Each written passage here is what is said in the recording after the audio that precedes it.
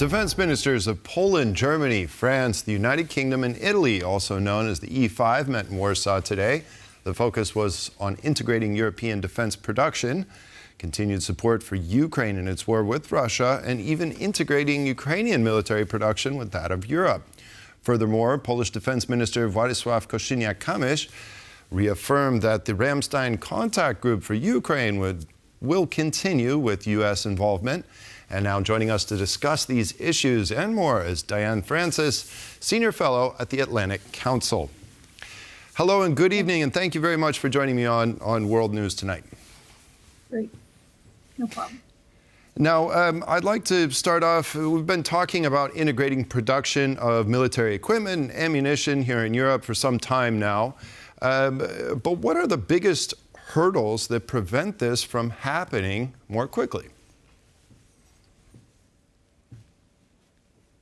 Well, I would assume that there's a lot of fighting over market share. Who's going to be the one to make this or that, and how much, and at what price? So you have the competitive challenge among the industrialists who are in the military-industrial complex. You have the governmental competition too, and then you have the militaries that all need different weapons and components and ammunition. And so it is really a very difficult task. Overhanging the entire process, of course, is the question mark as to how much more the Americans will continue to shovel into helping Ukraine, and how much more the Europeans are prepared to help as well, above and beyond what they've done already.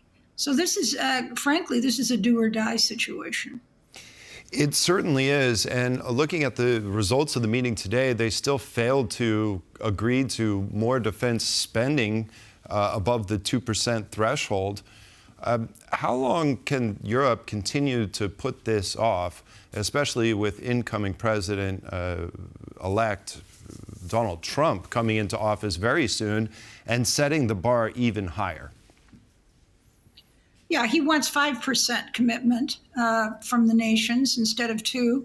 Most of them aren't even making 2%. That includes the country I live in, Canada, and most of the Europeans. Now, Poland is the exception, and the United States. They both spend more than everybody else do on an individual basis. But, you know, they're either going to have to increase their spending, or the Americans will reduce theirs to force them to do it. You know, it really isn't fair to expect the Americans to defend Europe when Europe is just as rich as the United States, not quite, but almost. And it's the target of Russia's predations. This is a war in Europe. This is not a war in America. And so there's a lot of reasons why the Europeans really have to grow up. They really have to grow up and take responsibility for their own protection and or pay the Americans to do it. Certainly. Now, Donald Trump, of course, a lot of Europeans remember the last time he was in office. Do you think that the policy that he had previously is the reason, combined with the war in Ukraine, is the reason that we've had a significant boost up to that 2% mark by many nations in NATO? And do you think that Donald Trump can be the person to eventually get Europe to actually spend more and do more and take more of the burden off the U.S. taxpayer? Oh, yeah, he's totally responsible for any increase in spending since the last time he was in office and started to complain about no one meeting the 2% NATO commitment. And I think the figure he uses, I don't know if it's true, is that as a result of his hectoring Europe, the amount of spending went up by $280 billion. And then, of course, there was a war in between, which also got people to focus on the importance of their own security and helping Ukraine. Now he set the bar at 5%. And I think that given his proclivity and his nationalism and his toughness, I think, you know, again, he really means it. And I think, again, I would expect that Europeans had better understand that they have to at least double, not Poland, double their commitment to security. And concerning Donald Trump, who's just about to take office, what are your assessments, if you will, as to what he will do with the war in Ukraine? I know that he said he could solve it in 24 hours. That obviously is not going to happen. Now he's pushed the bar off to about 6 months. But do you think President Trump will take a good, rational approach to the conflict and try and shore up defenses for Ukraine at the same time, not making a bad deal with Russia at Ukraine's detriment? Well, I think that people that really understand the situation and understand Russia are in his organization, his management team, or if you like, his government team. They get it. They have to really keep spending and supporting Ukraine, and really force the Europeans to pony up even more and flood it with weapons and give it lots of other help, because I think Trump was thinking that he would frighten Putin into saying, okay, well, now you're in, I'll give up because you're really erratic. It hasn't worked. And in fact, right after he got in, he apparently made a phone call to Putin, or he bragged about it, and he's denying that now. He bragged that, he told him not to escalate anymore. And the day after that call was made, Putin dropped one of the worst bombs on a city in Ukraine, almost a nuclear capability, powerful bomb. And he's escalated ever since. I mean, he's absolutely destroying the energy grid in that entire country. And he's doing it, and he's killing civilians and all of that. So Trump hasn't scared him one little bit. And, the other thing is that Putin has no public opinion to please. He's the boss.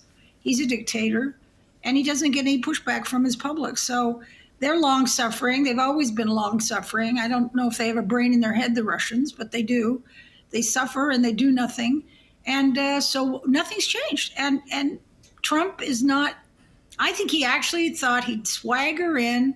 This was the pitch he gave to Americans. I'll swagger and I'll fix this. It never would have happened if I'd been in office. Well, you know what? It would have happened if he'd been in office. He can't stop it unless he does what Biden finally realized he had to do, and the Europeans must realize, and that is just flood Ukraine with weapons and help. Now, also today, China refused 3 Russian tankers, part of its shadow fleet, Russia's shadow fleet, carrying over 1 million barrels of oil. And India says that it will not take oil from Russia that are under U.S. sanctions.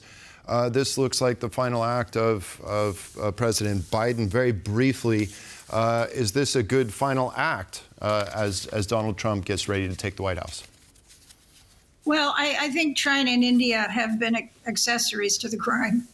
They're just taking tons. They're financing the war by buying all this oil from Russia, despite the fact that, obviously there were sanctions on it. They get around the sanctions, or they pay them, or whatever. They get paid by selling weapons to the Russians. I mean, they're up to their armpits in helping him in this war. And I think they should pay a huge price, diplomatically and influence-wise, for what they're doing. So at least they're trying to do some things now, it looks like. But again, like the Europeans, they need to be kicked. They need to be kicked into stopping doing this. I mean, the Europeans are not fighting the war the way they should, and they're not helping Ukraine the way they should.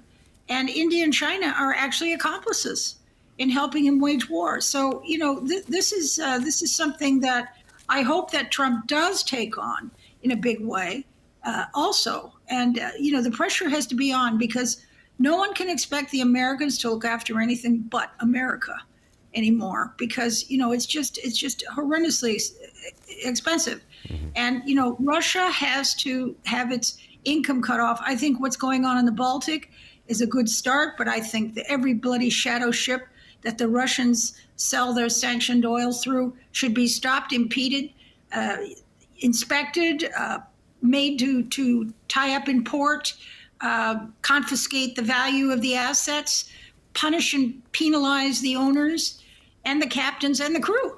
I mean, I don't know what else you can do. And we can do that. We can do that if we want to. It has to be done. Well, let's certainly hope that does indeed happen. Diane Francis, Senior Fellow at the Atlantic Council, thank you very much for joining me today. You're welcome. Anytime. And that concludes this edition of World News Tonight. Thank you all for watching. Have a wonderful evening, and we'll see you next time. Good night.